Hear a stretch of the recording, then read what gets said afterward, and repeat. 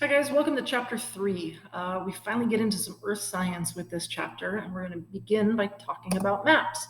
I love maps, I always have. I really like to be able to see where things are in relationship to other places.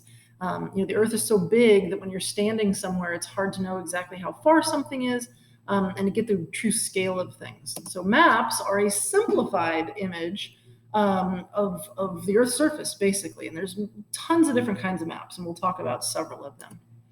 Cartographers are the people that make maps, and it used to be kind of an art, and people would just paint these very intricate maps, but it required explorers to go and actually explore the lands. Excuse me, and they would bring that information and give it to the cartographers, and they would make the maps. Okay. Maps rely on what's known as the cardinal directions, okay? And what you have down here, let me get my pen. What you have down here, this guy, is called a compass rose. And you can see that on any map you look at, most maps at least. At the very least, a map will have an arrow with an N, and it will indicate which way is north. But the cardinal directions are that north, south, east, and west, okay? And there's lots of different tricks to remember how to, remember those words. It spells news and something about never eating soggy waffles and stuff like that. I'm a visual person, so what I do is I picture the United States. And I know we live on the West Coast. And so if I picture the actual United States in my head and I know that I'm on the West Coast, that tells me where West is. North and South are easy. It's East and West that are a little more difficult. So that's my trick. That's how I remember which direction is West and East. Now put me out on a street somewhere, forget about it. I don't get lost. I just don't know the directions. All right, so maps have a challenge, and the challenge is what you're doing is you're creating a two-dimensional flat image from a spherical round Earth. Okay, so here's our globe. The Earth is round. If I take a section of this, if I find the United States right here, there it is, and I take this section of the map off, it's not flat. Okay, it's curved. I'm going to have part of a circle.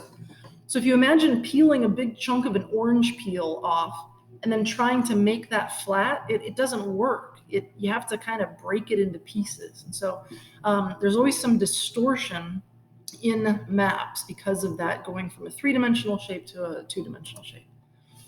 All right, something you'll see on maps, you'll see a key or legend on maps, but you'll also see what's known as a scale.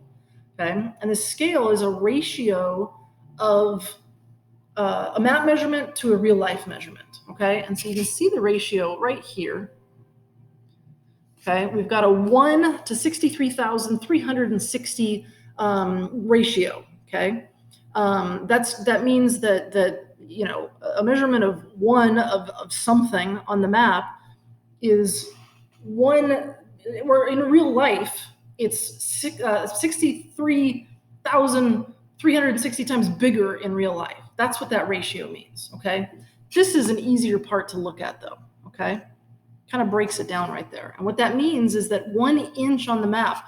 So if I were to lay down 1 inch, and it usually gives you an inch right here, if I were to lay down a ruler and I were to measure 1 inch on that map, that tells me that that's 1 mile in real life. So if I want to see how far it is from one section of New York to the other, and I see that it's 4.5 inches away on the map, that tells me that it's 4.5 inches away in real life. Okay. You can have different scales. Here's a much less detailed map. It's farther out. Okay. And so in real life, the distance is 12,672,000 times bigger than what you would measure on the map. Okay. For this one, 1 inch is equal to 200 miles. Okay. So if I were to take my ruler and lay it down and say an inch, and I don't know how big that would be. I don't know what scale the picture is. Anyway, if I were to lay down the ruler and measure an inch, that tells me things are 200 miles away. And that's helpful when you're dealing with different cities, okay? So we've got Cleveland and we've got Pittsburgh. So you would literally just measure the distance between those two cities, and then you would use that to determine the actual distance in real life. That's how the scale works, okay?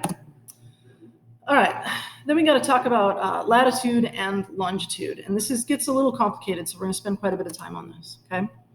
With our globe, okay, with the Earth, we have this line that cuts the northern hemisphere from the southern hemisphere. That's called the equator, okay? That's this guy right here, north from south, okay? Latitude are circles that run parallel to the equator.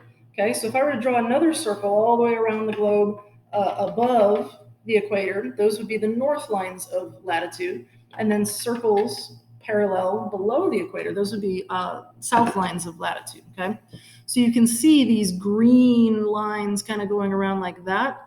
Those are the latitude lines. Okay, now we have this other special line, and it's an imaginary line. The equator is an imaginary line too, but it shows up on all globes. Perpendicular to the equator is this line called the prime meridian, okay? And it runs through England and runs through Greenwich, England. I'll show you on another picture of that. And it runs all the way around. And it doesn't really do anything other than that. It doesn't separate hemispheres on that. But it does show us where the longitude lines will be, okay? So now we've got these lines that are running around the globe in the same direction as the prime meridian. They're vertical lines, and they run east and west of that, okay? So again, here's my globe. If I'm measuring lines above or below the equator, those are the latitude lines. Think of it as the rungs of a ladder, okay? Our latitude lines, boom, boom, there's my ladder. My latitude lines are those rungs of the ladder, okay? And then the longitude lines run up and down this way, but moving from the prime meridian, they move either east or west of that prime meridian, okay? This is a good picture right here, okay? So here's our equator down here, and then here's our prime meridian. And you can kind of see that it goes through this part of Europe right here and parts of Africa, okay? We don't really talk about what it's doing on the other side. That's just another latitude line. Longitude line, okay? So the latitude lines, you can see they've got these numbers. These would be the latitude lines north of the equator.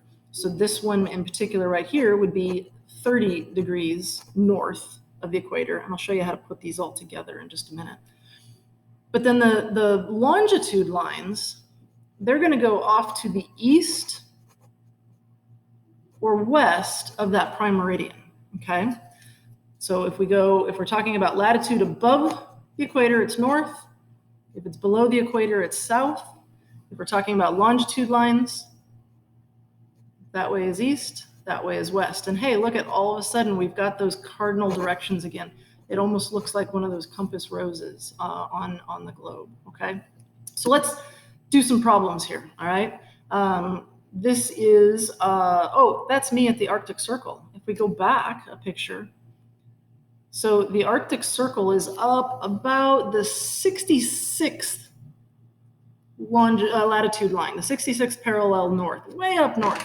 On the globe up here, let's see, it is way up top there. Not quite to the North Pole, but pretty far north. The Arctic Circle is where like the sun does funky stuff. Above the Arctic Circle, they have more than 12 hours of sunlight more than, how does it work? They have 24 hours of sunlight during the summer, and they have 24 hours of darkness during the winter, okay? And that happens at that line right there. All right, back to this flat map, okay? So anyway, that's me at the Arctic Circle. So let's look at this point E right here. And I want to know what the latitude and longitude is of that point. This is known as your geographic coordinates, okay? Always start with latitude first. And we label it in degrees, minutes, and seconds, okay? Let me change my color here. Degrees have this little symbol here. Minutes have this little tick mark, and seconds have a double tick mark, okay? Usually we're just dealing with degrees. We're not getting into minutes and seconds because it gets too complicated. So again, we've got this little point right here, point E. And you can see that it lines up with the equator. So we would say that has a latitude of 0 degrees. Now you don't have to say north or south because that is right at the equator, okay? But then we have to see where it lines up for its longitude line, okay? Here's the prime meridian. We start at 0. Since we went off that way, that means it is 150 degrees west. So this would be the geographic coordinates of point E, okay? Let's do another one. Let's look at point B right here. Now we can't really see the lines. I'll fill them in, okay? I'll try to fill them in. So I did a really bad job there.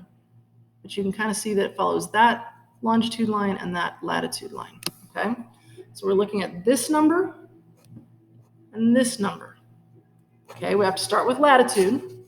So it's 60 degrees north because we are above the equator. And it's 120 degrees west again because it's on this side of the prime meridian. And that's how latitude and longitude work, okay? We'll practice that some more. We've got fancy equipment now, GPS, known as Global Positioning System. And it's a whole bunch of satellites that pinpoint our fixed position. It's our actual location on the Earth. And it gives us a very specific coordinate, okay?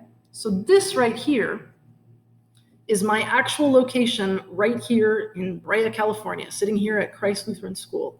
I am at 30 degrees 55 minutes, 1 second north. I'm in the northern hemisphere. I'm north of the equator. And I'm 117 degrees, 54 minutes, 33 seconds west of the prime meridian. And that's where I am. If I had a GPS locator, it would tell me that, but it's also on your phones. If you go to your Compass app, it will tell you your coordinates. All right, plenty for today. I will talk to you guys later. Bye.